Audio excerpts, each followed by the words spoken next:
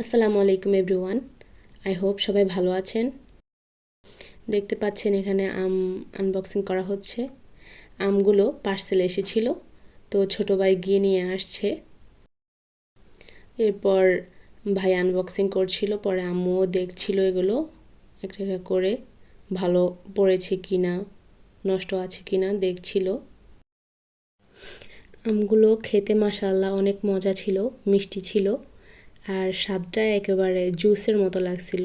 মনে হচ্ছে যেন ম্যাঙ্গো জুস খাচ্ছি ওরকম। তারপরে এই যে ভাই এগুলো গুছিয়ে রাখছিল আর গুনছিল কতগুলা।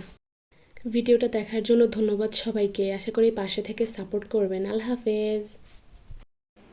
কাটা আমের ছবিও দিয়ে দিলাম। দেখুন আমটা কত সুন্দর কালারটাও খুবই দারুণ মাশাআল্লাহ।